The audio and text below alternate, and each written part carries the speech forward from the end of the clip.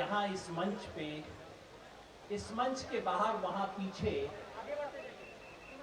इस शहर से बाहर, देश के कोने कोने में ऐसे तमाम लोग हैं जो आंदोलन से सीधे जुड़े हुए भले ही नहीं हों, लेकिन जिन्हें इस देश की चिंता है, इस देश के दुख सुख को देखते हैं, जिनको खुद भले ही तकलीफ ना हो लेकिन दूसरे की तकलीफ समझते हैं, उसे बयान करना अपना धर्म समझते हैं।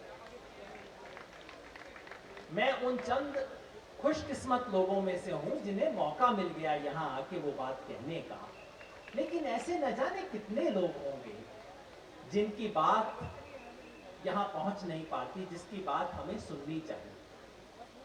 मैं खास तौर पे खुशकिस्मत हूं कि जिस शख्स के बाद मुझे बोलने का मौका मिला, एडमिरल तहलियानी के बाद, वो उन लोगों में से है जिन्हें इस देश पे को गर्व करना चाहिए।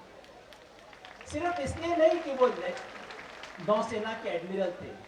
देखिए, एडमिरल तो कोई ना कोई हमेशा रहता ही है, बहुत बड़ा ओहदा है, लेकिन वो ओहदा खाली नहीं होता, कोई ना कोई हमेशा बैठा रहता है उस कुर्सी पे। लेकिन इस शख्स ने जब उस कुर्सी से उठे, उसके बाद से लेके आज तक अपनी इस उम्र में तमाम बाकी चीजों को छोड़ते हुए इन्होंने इस देश में भ्रष्टाचार खत्म हो, ईमानदारी हो, पारदर्शिता हो, उसके लिए संगठन बनाया, संघर्ष किया, अपनी आवाज को बुलंद किया। ऐसे देशभक्त के बाद बोलने का मुझे मौका मिला, ये मेरी खुशकिस्मती है। अगर इस आंदोलन की शक्ति है तो वो नैतिक शक्ति है। जो लोग आते हैं, यहां से लोग आते हैं, भाई साहब अपनी बच्ची को अपने कंधे पे रख के ला रहे हैं, ये सोच के लाए होंगे कि बच्ची अन्ना हजारे को देखेगी, कहीं कुछ आशीर्वाद मिल जाएगा, अन्ना नमस्ते कर देंगे, बच्ची को कुछ आशीर्वाद मिल जाएगा। ऐसे लोग भाड़े की रैली में अपने बच्चे को लेके नहीं आते।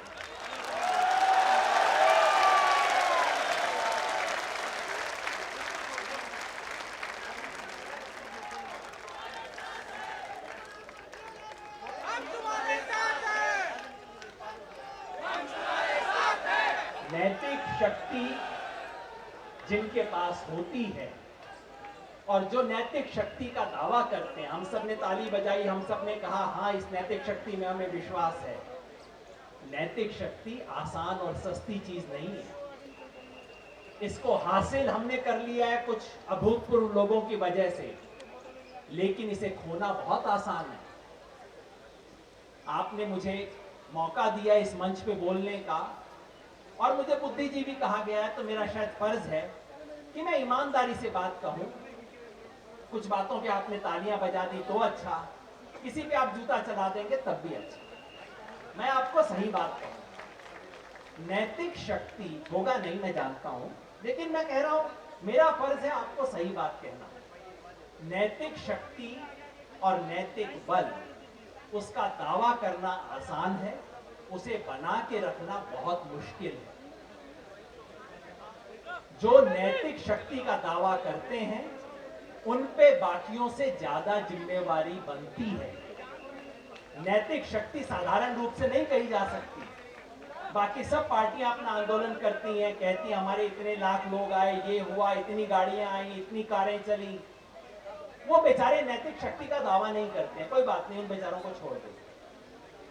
लेकिन हम और आप अगर नैतिक शक्ति का दावा करते हैं तो हमारा फर्ज बनता है कि हम खुद उस नैतिक शक्ति के प्रतिबिंब बने।